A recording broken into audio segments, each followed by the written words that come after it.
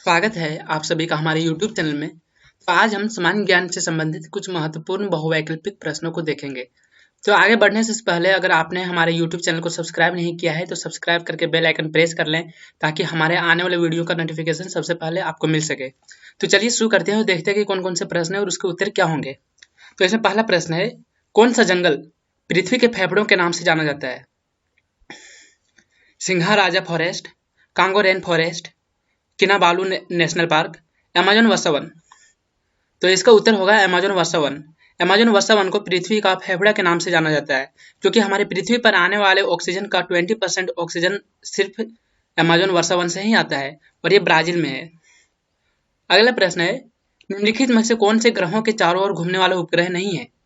मंगल तथा शुक्र, बुध तथा शुक्र, मंगल तथा बुध, अरुण तथा वरुण।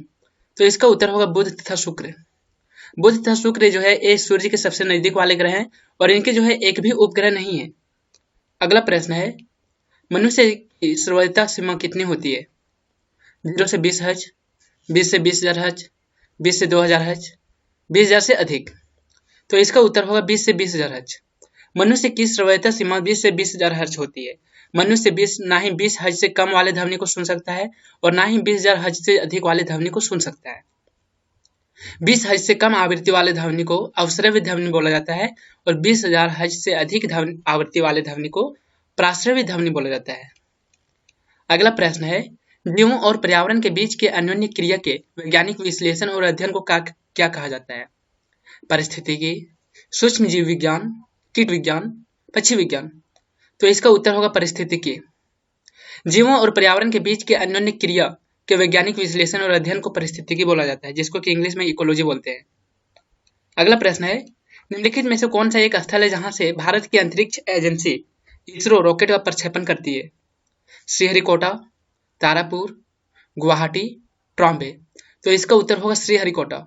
श्रीहरिकोटा ये आंध्र प्रदेश में है जहां से कि भारतीय अंतरिक्ष एजेंसी रॉकेट का प्रक्षेपण करती है। अगला प्रश्न है, बुध ग्रह में एक वर्ष में दिनों की संख्या कितनी होती है? 300, 56, 36, 88। तो इसका उत्तर होगा 88। किसी भी ग्रह के लिए एक वर्ष में दिनों की संख्या उसके द्वारा सूर्य का एक परिक्रमा करने में लिया गया समय होता है और इस कारण से बुध जो है सूर्य का एक परिक्रमा करने में 88 दिन लेता है और इस कारण से बुध ग्रह में एक वर्ष में दिनों की संख्या 88 होती है। अगला प्रश्न है, विश्व में सबसे लंबी नदी कौन सी है? नील, अमेजन, मिसौरी, डेन्यूब। तो इसका उत्तर होगा नील। नील जो है विश्व में सबसे अधिक लंबी नदी है जो मिस्र में है। अगला प्रश्न है, लोकसभा में राज्यों को किस आधार पर सीटें आवंटित की जाती है? बजट, क्षेत्रफल, जनसंख्या, जनघनत्व। तो इसका उत्तर होगा जनसंख्या। जनसंख्या के आधार पर ही लोकसभा में राज्यों को सीटें आवंटित की जाती है। जैसे भारत में सबसे अधिक जनसंख्या वाला राज्य उत्तर प्रदेश है और इस कारण से भारत में जो है सबसे अधिक उत्तर प्रदेश की ही सीटें हैं। अगला प्रश्न है, सौरमंडल में क्षुद्र ग्रह छोटे गोलीय पिंड हैं, वे किन दो ग्रहों के मध्य पाए जाते हैं? पृथ्वी और मंगल, मंगल और बृहस्पति, बृहस्पति और शनि, शनि और अरुण। तो इसका उत्तर होगा मंगल और बृहस्पति। क्षुद्र ग्रह पट्टी जो है मंगल और बृहस्पति के बीच में पाए जाते हैं। अगला प्रश्न है, भारत की सबसे बड़ी फिल्म सिटी कहाँ बन रही है? गुजरात, राजस्थान, उत्तर प्रदेश, दिल्ली। तो इसका उत्तर होगा उत्तर प्रदेश। उत्तर प्रदेश में भारत की सबसे बड़ी फिल्म सिटी बन रही है। अगला प्रश्न है, किस राजनीतिक नेता ने एक प्रसिद्ध कथन कहा था कि यदि मुझे लगता है कि संविधान का दुरुपयोग किया जा रहा है तो मैं सबसे पहले इसे जलाऊंगा? Mahatma Gandhi, doctor Rajendra Prasad, Jawaharlal Nehru, doctor B R Ambedkar. तो इसका उत्तर होगा डॉक्टर बी आर अम्बेडकर।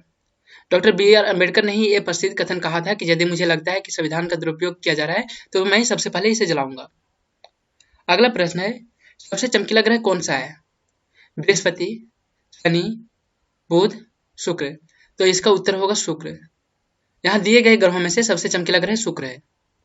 अगला प्रश्न है, किस अवधि में रामायण एवं महाभारत की रचना की गई थी? सिंधु घाटी अवधि में, द्रविड़ अवधि में, वैदिक अवधि में, आर्य अवधि में। तो इसका उत्तर होगा वैदिक अवधि में। वैदिक अवधि में ही रामायण और महाभारत की रचना की गई थी। अगला प्रश्न है, सौरमंडल का सबसे ऊंचा पर्वत निक्स ओलंपिया किस ग्रह पर स्थित है?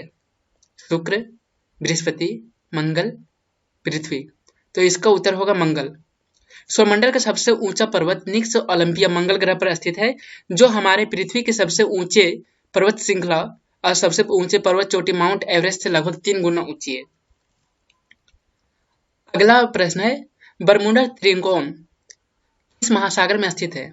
प्रशांत महासागर में, अटलांटिक महासागर में, हिंद महासागर में, आर्कटिक महासागर में। तो इसका उत्तर होगा अटलांटिक महासागर में। बरमूडा त्रिकोण अटलांटिक महासागर में स्थित है। अगला प्रश्न है, निम्नलिखित में से किस एक को भोर का तारा के नाम से जाना जाता है? बुध, शुक्र, मंगल, शनि। तो इसमें से जो है शुक्र को भोर के तारा के नाम से भी जाना जाता है। अगला प्रश्न है, कणाल किरणें किसका किरण पुंज है? प्रोटॉन, इलेक्ट्रॉन, न्यूट्रॉन, अल्फा कण। तो इसका उत्तर होगा प्रोटॉन। कणाल किरणें प्रोटॉन का किरण पुंज है। अगला प्रश्न है, किलोवाट घंटा एक यूनिट है ऊर्जा का, शक्ति का, बल का, संवेग का। तो इसका उत्तर होगा शक्ति का। किलोवाट घंटा शक्ति का एक व्यावसायिक यूनिट है, जिसको कि किलोवाट घंटा को 1 किलोवाट घंटा बराबर 1 यूनिट होता है। अगला प्रश्न है, प्रकाश वर्ष होता है वह वर्ष जिसमें सूर्य का प्रकाश अधिकतम रहा हो, वह वर्ष जिसमें कार्यभार हल्का रहा हो, प्रकाश द्वारा एक वर्ष में चली गई दूरी, सूर्य तथा पृथ्वी के बीच की औसत दूरी। तो इसका उत्तर होगा प्रकाश द्वारा एक वर्ष में चली गई दूरी। प्रकाश द्वारा एक वर्ष में चली गई दूरी को प्रकाश वर्ष के नाम से जाना जाता है। और वही अगर बात करें सूर्य तथा पृथ्वी के बीच की दूरी, तो इसको खगोलीय मात्रक बोला जाता है। अगला प्रश्न है, नाभिकीय रिएक्टर में निम्नलिखित में से किसे मंदक के रूप में प्रयोग किया जाता है? थोरियम को, ग्रेफाइट को, रेडियम को, साधारण जल को। तो इसका उत्तर होगा ग्रेफाइट को। ग्रेफाइट को नाभिकीय रिएक्टर में मंदक के रूप में उपयोग किया जाता है। अगला प्रश्न है, प्रकृति में सबसे सशक्त बल है विद्युत बल, चुंबकीय बल, नाभिकीय बल, गुरुत्वीय बल। तो इसका उत्तर होगा नाभिकीय बल। नाभिकीय बल प्रकृति में सबसे सशक्त बल है।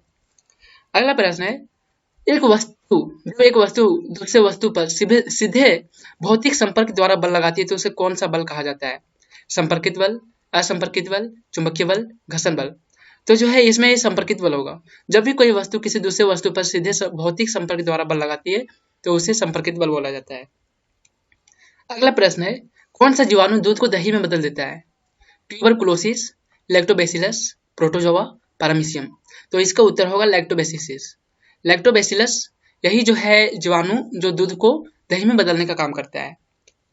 अगला प्रश्न है, रक्त है तरल संयोजी ऊतक, अस्थायी ऊतक, वसीय ऊतक, हरित लवक। तो इसका उत्तर होगा तरल संयोजी ऊतक। रक्त जो है तरल संयोजी ऊतक है। अगला प्रश्न है, मलेरिया का रोग वाहक है मक्खी, मच्छर, तिलचट्टा, चूहा। तो इसका उत्तर होगा मच्छर। मलेरिया का रोग वाहक मच्छर है। आपको ये वीडियो कैसा लगे हमें कमेंट करके बताएं, और अगर अच्छा लगा हो तो इसे लाइक कीजिए, शेयर कीजिए, और अगर आपने हमारे चैनल को अभी तक सब्सक्राइब नहीं किया है तो सब्सक्राइब करके बेल आइकन प्रेस कर लीजिए, ताकि हमारे आने वाले वीडियो का नोटिफिकेशन सबसे पहले आपको मिल सके।